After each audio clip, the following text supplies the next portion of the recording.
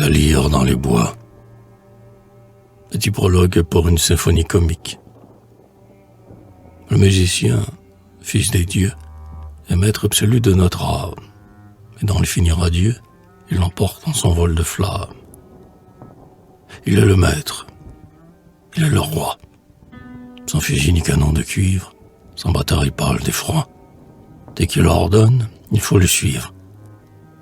Donc, il le veut. Partons, fuyons. Quittons pour ces apothéoses cette fête où dans les rayons resplendissent les lèvres roses.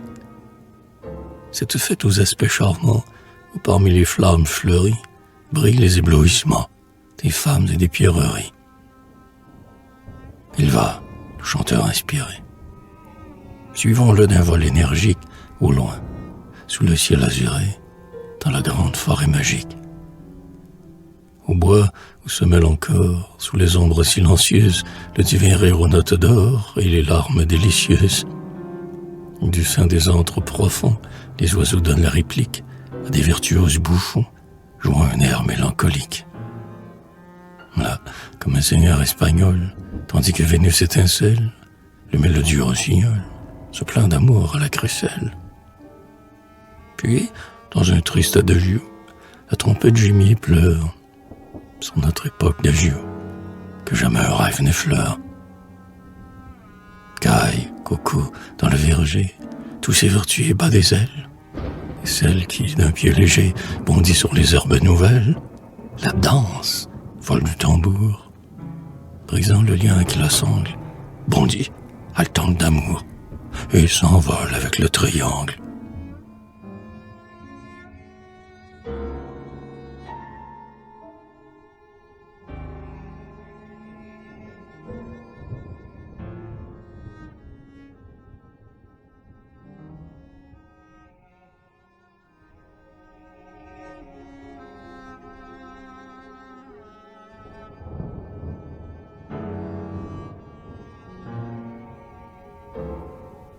Voix, parlez au rameau flottant.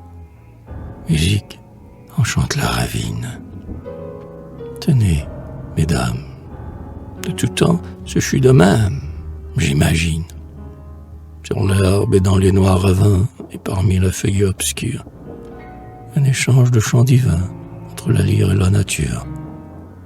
Au temps où les bêtes pleuraient, dans la sainte nature fée, les lions soumis adoraient un chanteur qu'on nommait Orphée. Car, dans mon rêve, je le vois, éveillant les antres sonores.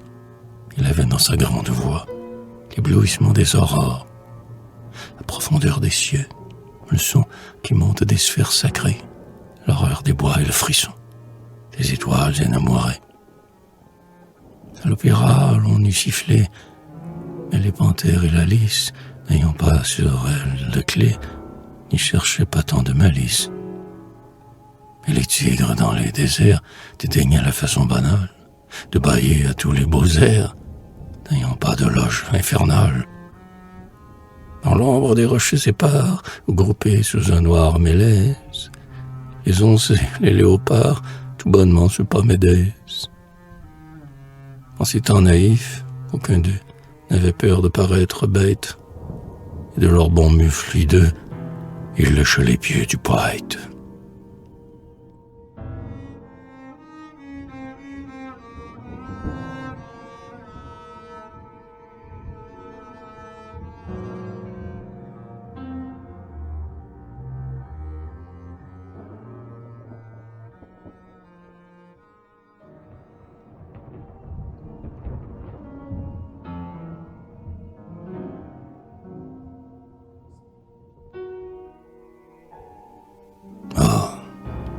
S'envoler comme Ariel, quitter la terre avec délire, prêter l'oreille aux voix du ciel et ne pas dédaigner la lyre. Pauvres gens qui nous enivrons d'entendre une horrible victoire mugir avec les noirs clairons, ce serait notre seule gloire. Dans ce cas-là, si nous voulions, nous aurions peut-être, je pense, autant d'esprit que les lions. Ce serait notre récompense. Rappelez-vous ce mot vanté de Shakespeare qui divinise le doux clair de lune enchanté, c'est dans Le Marchand de Venise. Lorenzo, qui sur tous les tons peignait son amour jeune et folle, dit à sa maîtresse: écoutons la musique, ô sainte parole.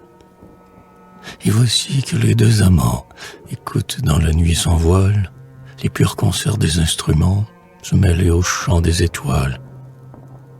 Ah, puisque le musicien, nous emportant dans l'harmonie, nous prend, libre de tout lien, sur les ailes de son génie. Puisque, nous enivrant d'accords, nous pouvons avec un sourire entendre la harpe et les chors comme les amants de Shakespeare. Faisons comme eux.